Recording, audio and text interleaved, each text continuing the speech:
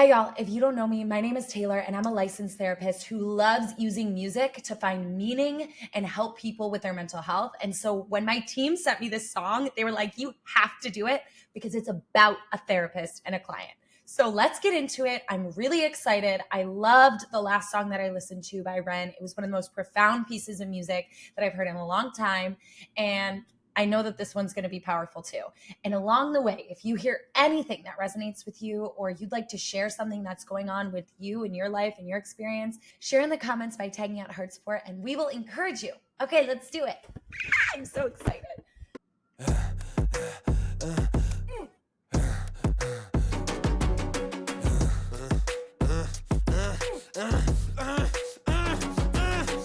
Hi Ren, thank you for coming in today. Thanks for seeing me. Looking at your file here, it seems there's a very apparent interplay with your emotional state and your physical body. Have you ever heard of the trauma response? I don't think so. Basically, our bodies can get stuck in a negative feedback loop. Our subconscious can repeat patterns from the past, which can have a pretty drastic downstream effect on our biology. Essentially, your mind is making you sick. Oh my God. Oh my God. This is so good. Okay. First of all, a couple things. She is not welcoming at all. It's so clinical already. It's like so fast. It's like trying to rush to a diagnosis and rush to an understanding. And she's like, have you heard of a trauma response? He's like, I don't think so. And then she's like, okay, basically, here's what it is, blah, blah, blah, blah, blah. And then here's the really important part. Essentially, your mind is making you sick. As a therapist, I know that a trauma response is actually your mind and your body's way of trying to protect you. It's not always the best way that we know, but there's something that happened, some pain that happened that caused our body to respond in a certain way to certain stimuli. And our brains are doing their best to try to protect us and trying to help us.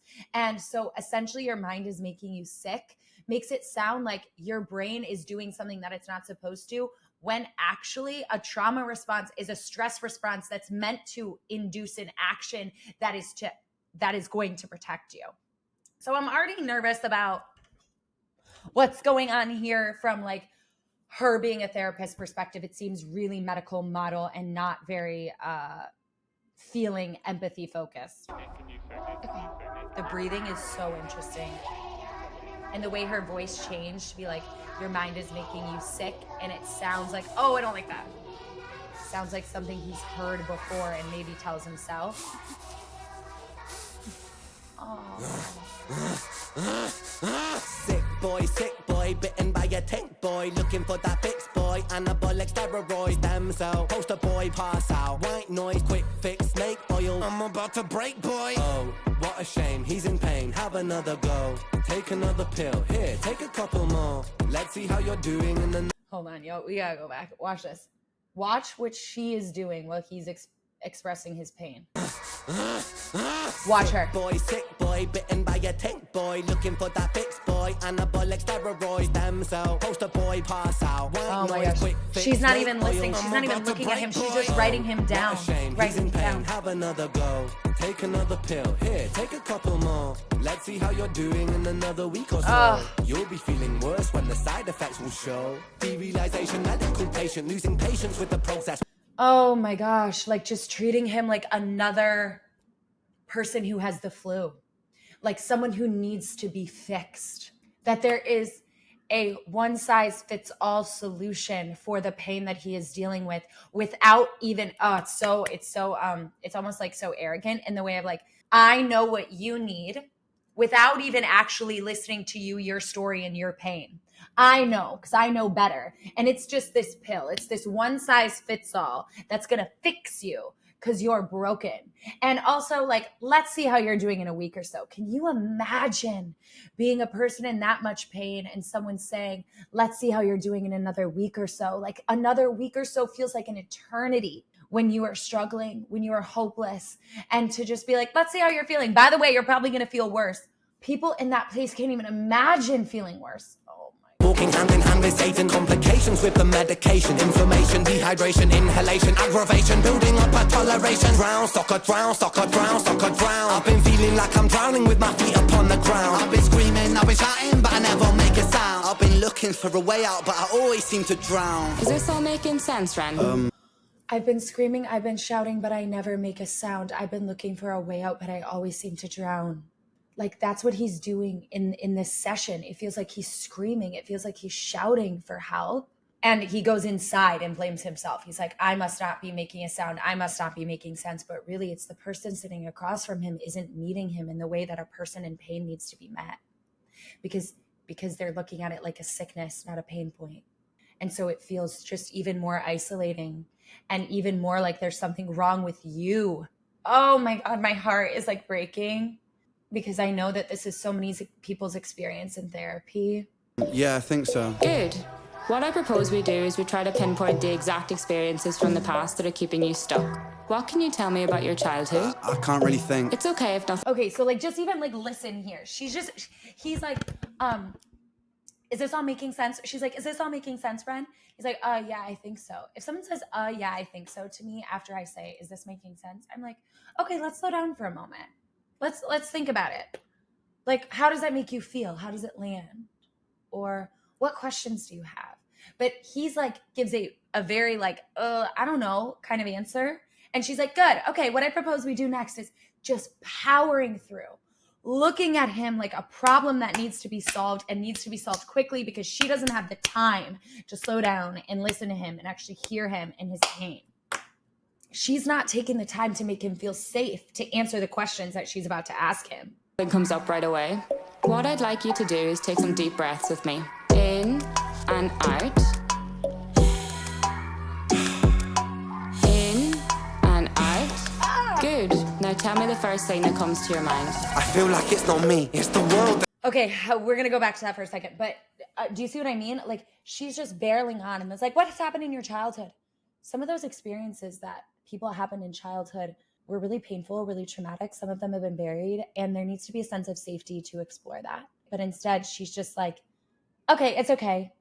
Instead of thinking like the reason that he can't think, the reason that he can't connect might be because there isn't a sense of safety and support in the room. She's like, we just need to maybe do a quick breathing exercise and then you'll be able to get it. I'm gonna throw up. I hate this. Good. Now tell me the first thing that comes to your mind. I feel like it's not me, it's the world that's sick. We're given everything we need and we commoditize it. We consume, we destroy like we're parasitic. Science tells us that it's suicide and still we commit. I'm not sick, we are sick. We are standing on a cliff in the name of progress. Oh my God. I feel like it's not me, it's the world that's sick. I'm not sick, we are sick. Yes. He's fighting back against this label of sick boy, which is so, so vital. Because in this song, it should not be called sick boy, it should be called hurt boy. Because when we say sick, that implies that you need to be fixed. And if you need to be fixed, that implies that you need to be broken. And if you are broken, that implies that there's something wrong with you. But when we say hurt, we face the situation differently. The person becomes not a sickness and illness that needs to be solved, that needs a solution, but they become a individual who has been hurt and needs compassion. And so it is so amazing to me that he's raging against this idea, like, it is not me, it is the world that's sick. And that's true. And I say that to so many of my clients, that there's a lot of pain in this world. There's a lot of hurt. There's a lot of tragedy. There's a lot of hostility. There's a lot of violence. There are things that are wrong, right? And it is not you that is wrong. It makes sense that people feel depressed when they're hurt. It makes sense that people feel anxious when there's so many tragedies that could happen at any time. It makes sense. And we have to be able to find a way to cope. And that is what therapy can help us with. And so I just am like so amazed that he's raging against that, because he's right. Like, she is treating him like a person who is sick and making him feel like he's crazy, making him feel like he's wrong, making him feel like there is something broken within him that she needs to fix. And this is really interesting.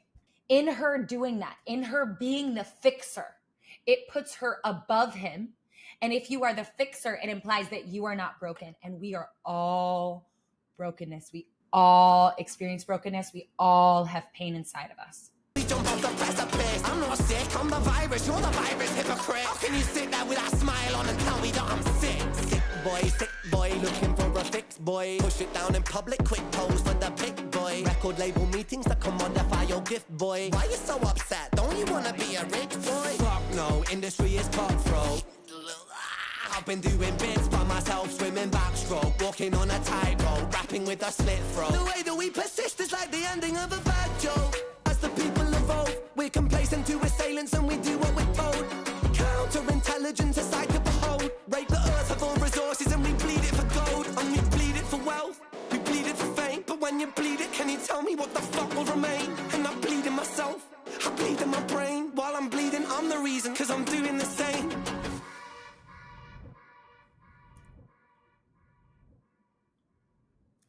Ren, if you ever see this, thank you. It's powerful because it points out a problem. When we treat people and tell people that they are sick, we are telling them that there is something wrong with them that needs to be fixed, and we are not acknowledging the things that happen to them that hurt them. As a therapist, I believe that I am called to compassion, and superiority is the opposite of compassion in many ways. And it negates a reality, which is that, sure, mental health struggles are an illness in a way. And also, I have not met a person on my couch that has not been hurt. And in large part, it is that hurt. It is those experiences. It is those things that have been said to them and that they have said about themselves that continue to wound them. It is no coincidence that some of the most severe mental health disorders, like dissociative identity disorder, are largely caused by childhood sexual abuse. It is no coincidence that people who have immense amounts of trauma are more likely to experience depression and anxiety. Yes, there is some genetic predisposition to a lot of these things, but environment and pain that people have experienced, hurt, is the leading reason that I see people on my couch. And to call them sick is to negate the fact that they have a bullet wound that they didn't cause, right? If we saw a soldier who was shot on the field, we would not say, oh, you're sick and you need to be fixed. We would say, you're hurt and you need support and to be mended. Sick implies a brokenness that needs to be fixed. It implies a something wrong with you. Hurt implies a sitting with, a compassion for. And so I just want you to think about, when we listen to this song, when you find a therapist, when you're looking for a therapist, it's so important, y'all, because so many people, it's going to make me emotional. So many people have experiences in therapy where they see a therapist and that therapist treats them like they are someone that needs to be fixed, that they are broken, and that this person has the solution. And when people have that experience, it only furthers the hurt in the wound that tells them there's something wrong with them. It is this horrible negative feedback, right? And that disposition only reinforces the negative beliefs that person has because of the hurt that they've experienced. And so that is when therapy can actually be further wounding and traumatizing. And that's why I believe in the sacredness of this profession. And that is why, we have a therapist on our board, Dr. Michelle Sari, and she is the epitome of compassion. She is the epitome of the right way to do this. And so I look to her and feel inspired, but I look at and I hear some of the other experiences that people have when they go to therapy, and I feel so disappointed and I feel so sad and heartbroken because that's not what it's supposed to be. And Ren in this song uniquely has the ability to say, no, this is wrong. It's not me, it's you. But so many people don't. So many people feel like, oh, it must be me. And it just deepens that wound. And so my call to you when you're looking for a therapist is to look for someone who leads with compassion instead of solutions. But my call to you is also as a person, when you listen to this song, to be reminded that when someone is struggling, they don't need to be fixed. They need compassion. When someone is needing to be fixed, you default to solution. When someone is hurt, you default to compassion. And that is what people need when they're struggling emotionally and mentally. And if you want to be a person who gives that to them, who leads with compassion, check out my 5 songs to do that. We have ways to help you, and you can use music to do it. This song, oh, you guys, Ren has got me in a freaking chokehold right now. Like, this is music that is meaning. This is music that freaking matters. When you listen to this song, I want you to sing the last verse the loudest. It's not me that's sick. I'm not sick. There's nothing wrong with me. I am hurt. The world around me has hurt me, and I need support and I need compassion, because that's the truth. So if you can relate to feeling like everyone is trying to fix you, like everyone acts like they're better than you and there's something wrong with you, and the people that are supposed to help you end up hurting you more, please share in the comments by tagging out HeartSupport. You don't have to get through this alone. We're here for you.